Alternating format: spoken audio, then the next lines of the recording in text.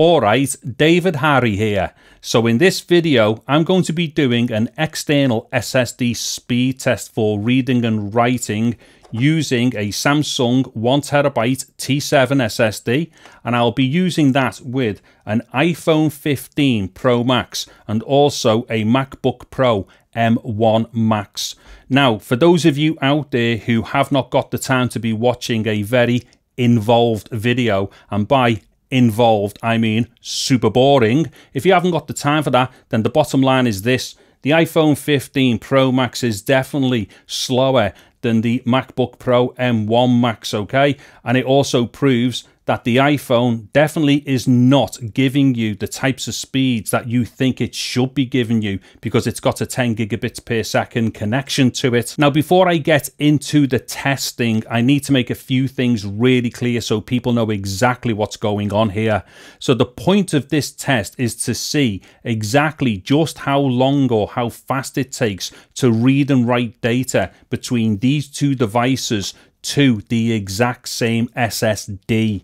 Now, one thing that we have to remember here is that the whole thing here, it's got a lowest common denominator of 10 gigabits per second, which is supposedly the bus speed on the phone there, and also the bus speed on the SSD. Now, just quickly on that point as well, 10 gigabits per second is the same as 1,250 megabytes per second. And the reason why is because we use 8 bits in 1 byte when we're referring to measurements of storage and stuff. And we also do that for bit rates and such.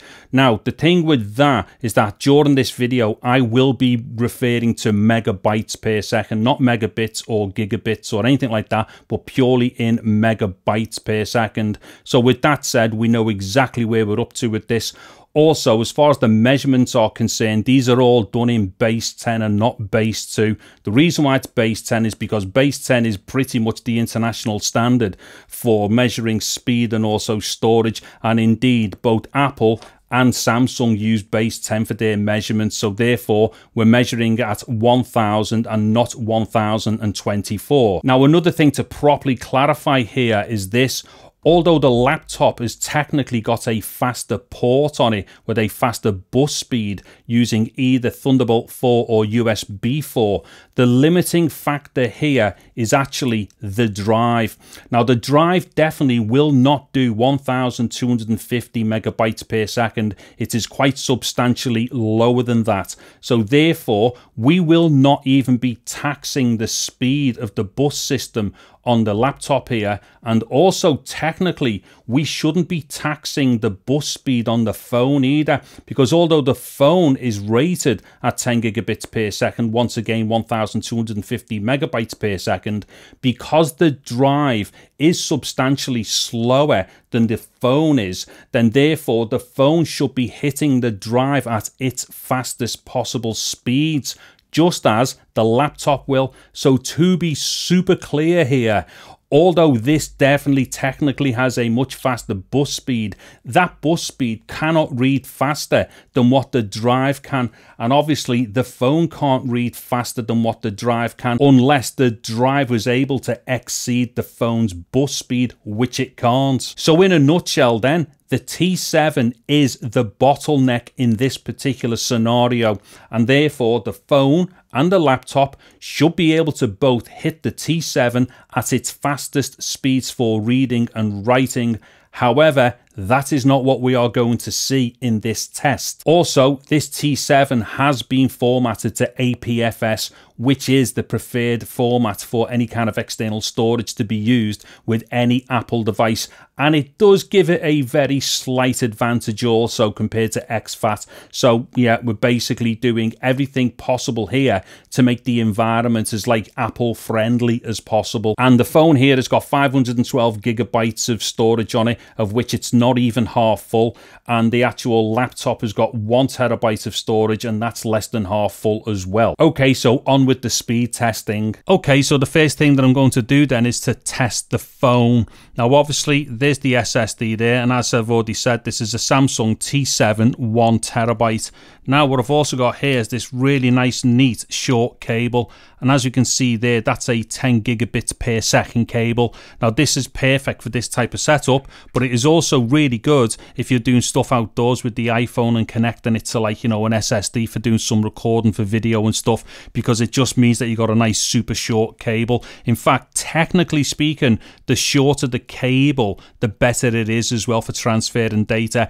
Although, in all honesty, you know, a cable this long compared to some that say, like, you know, a foot long or something, there wouldn't really be much in it anyways. But nonetheless, short cable, 10 gigabits per second, and a T7, which are both being used on the actual MacBook as well. Now, just before I go any further, let me just show you something here. So if I go to settings, what we're going to see here is that I've got around 400 gigabytes spare from the 512 gigabytes of storage on the phone. Now, even if the iPhone were to kind of slow down or do any weirdness once the memory or the storage starts getting full, we definitely wouldn't be doing that here, because we've got so much spare storage anyway. And plus, I don't even think it does slow down once it starts filling up anyways.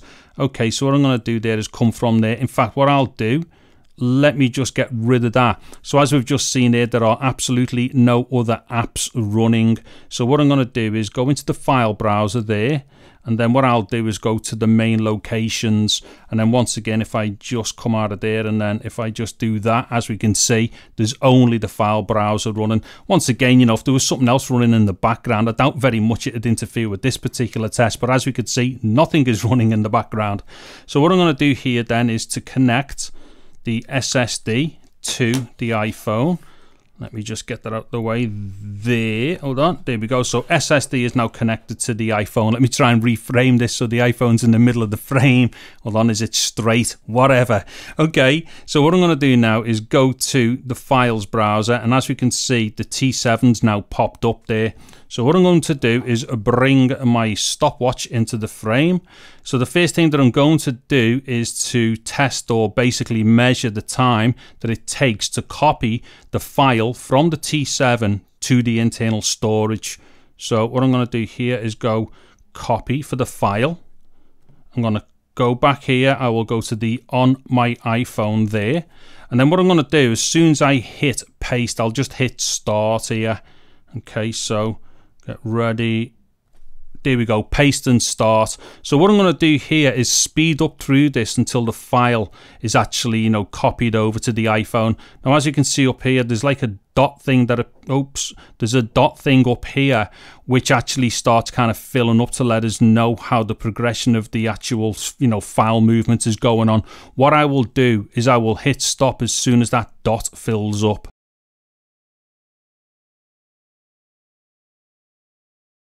Okay, I'm going to come back in here and get ready to hit stop as soon as that blue dot is full and disappeared. So, should be soon. There we go. Okay, so that took 2 minutes and 11 seconds. So let me just make a note of that. Okay, so I've just made a note of that timing there. Now, have I already mentioned how big the file is? I can't remember, but let's do it anyway. So as far as the file is concerned, let me go to Get Info. And as we will see there, it says 72.03 gigabytes in size. Now, it is actually 72,026 megabytes in size. I will confirm the exact size once we go over onto the MacBook. So let me just click done there. Now, what I'm going to do is come back here. So what we just measured was the time that it took to copy the file from the T7 to the iPhone. So what I'm going to do now is delete the file from the T7. So let me just tap on there and I will hit delete. Now if I come back here, I don't think I need to delete the bin. Let's see, no I don't. What it is, the bin doesn't necessarily need deleting when it's external media, so that's okay. So what I'm now going to do is measure the time that it takes to copy the same file from the iPhone to the T7. So let me just reset my watch there. And then I say watch, it's obviously a phone. Okay, so if I go to on my iPhone, what I'm going to do is tap on the file there. I'm going to tap copy, and then I will go back, I will select the T7, and then once again I'm going to do the whole like paste and start at the same time. Now another thing that's worth mentioning here, as we can see, the T7 is actually empty, so we're using like a, you know, a fully empty drive for this test. So once again, we're not going to run into any issues if the T7 does start getting a bit weird, if it starts filling up. We're nowhere near filling up the T7. Okay, so here we go.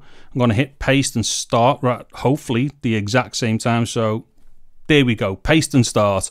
Now once again, what I'm going to do here is speed through, but once again, I'm just going to look at that blue dot indicator thing up the top up there. Then as soon as that's full, I will hit stop.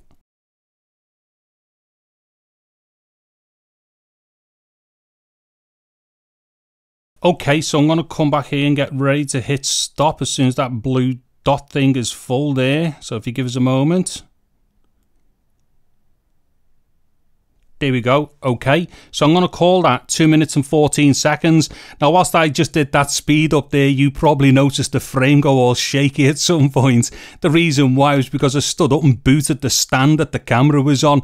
However, I doubt very much that me booting the stand will have any effect on the speed test. Anyway, I'm just going to make a note of that timing, and then I will just jump over onto the Mac, and then what I'm going to do is summarize all the timing so we can get the true speed tests here as far as megabytes per second are concerned. Okay, so I'm now over onto the MacBook. So what I'm going to do here is just show you the drive capacity first of all. So actually, let me just move this a second. So if we have a look here, as we can clearly see, it says available 749 gigabytes. So obviously tons of space on this internal storage for the Mac here. So definitely, like, you know, no issues with like drives filling up and stuff like that. And then as we can see here, I've got the T7 APFS formatted drive. Let me just open that up. In fact, let me just position this a bit better. And then I will open up my stopwatch app here. So let me just get these close to each other. And then let me just show you the file size here for the file being used. Once again, let me just pull this down here. As we can see, 72,026 megabytes. Okay, so the first thing that I'm going to do then is measure the time that it takes to save the file from the T7 to the internal storage of the MacBook. Once again, I will just drag the file onto the desktop and then I'll hit start. So here we go. So let go, start. Okay, so what I'm going to do once again is just speed through this. In fact, let me just get this in front. I'm going to speed through this until this bar fills up here, and then I will hit stop on the stopwatch.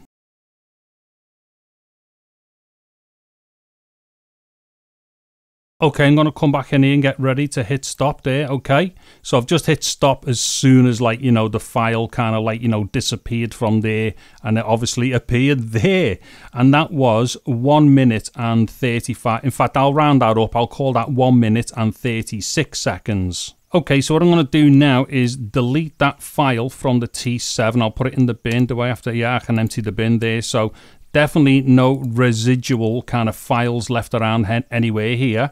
So let me just wait for the bin to empty. There we go. So once again, what I'm going to do now is drag the file from the Mac onto the T7. So what we're going to be doing here is measuring the time that it takes for the file to be transferred from the Mac to the T7. So let me hit reset here. And once again, as soon as I've let go of the file, I will hit start. So if you give me a moment. Okay, so what I'm going to do once again is just to speed up here, and I will come in back at the end, and then I will make a note of how long it has taken.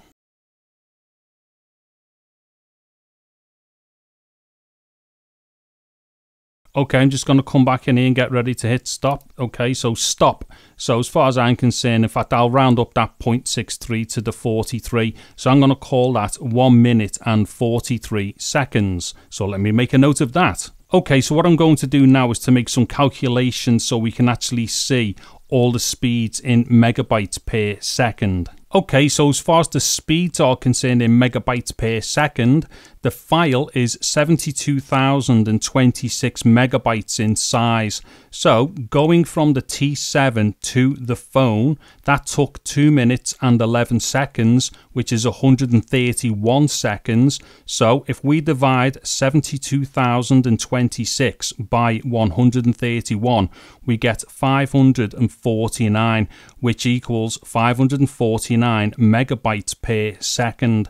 Then when we go from the phone to the T7, that took 2 minutes and 14 seconds, which is 134 seconds. So if we divide 72,026 by 134, we get 537, which is 537 megabytes per second.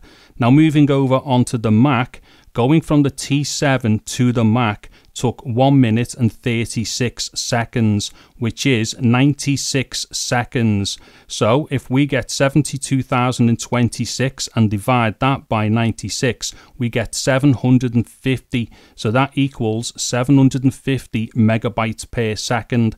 And then when we go from the Mac to the T7, it took 1 minute and 43 seconds, which is 103 seconds. So when we divide 72,026 by 103, we get 699, which equals 699 megabytes per second. Now, as we can immediately see there, these read and write speed tests using the exact same drive with the exact same cable are noticeably faster on the MacBook Pro M1 Max compared to the iPhone 15 Pro Max. Okay, so to an end summary then, and I'll try and keep this one short because really those numbers there should have explained everything that you need to know. Now, there are a couple of quick things though that I would like to mention.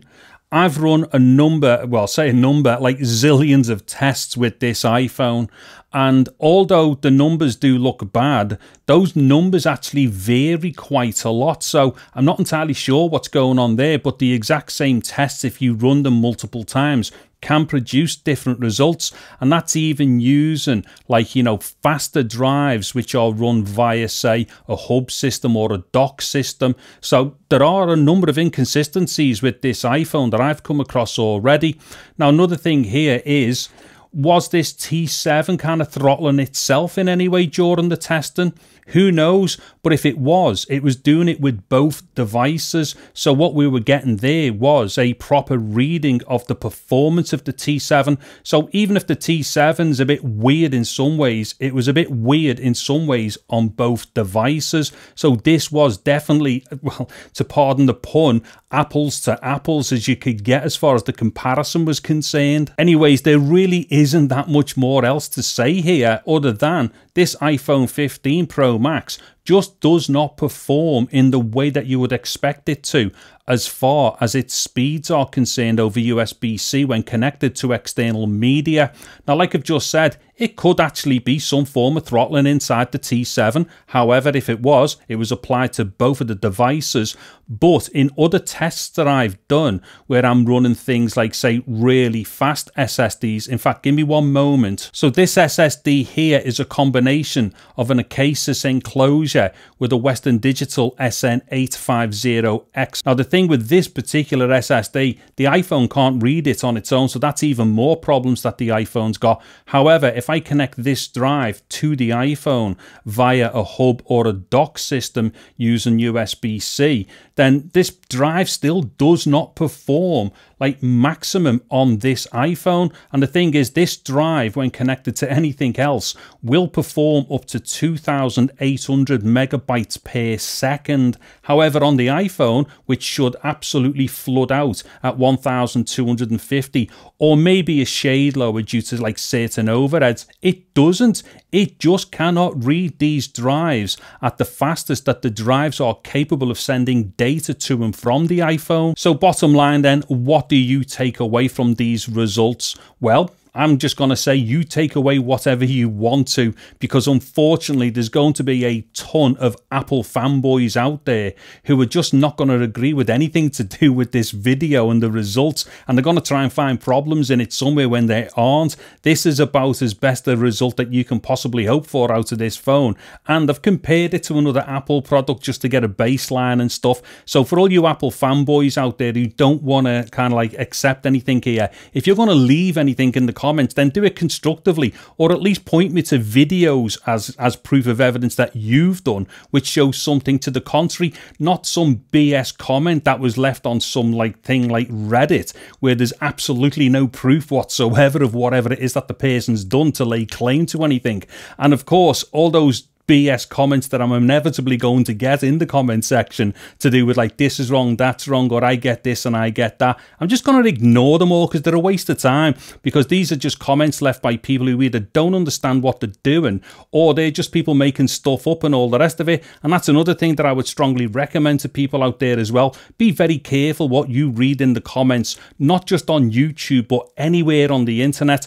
Unless these things have been supported by proper evidence, such as video, where somebody is clearly showing you what exactly is going on, then people just leaving random comments, even comments with stills pictures on them, can be absolutely deep faked. I mean, actually, you don't even have to deep fake those things. But what I'm saying is, don't be taking any nonsense from anybody who's laying claim to all kinds of stuff. And for all you Android fanboys out there, if any of you have gotten this far into this video, because I'm quite sure you're going to be dead happy to have seen that the iPhone 15 Pro Max wasn't performing as per the specifications that we would have expected it to have performed to.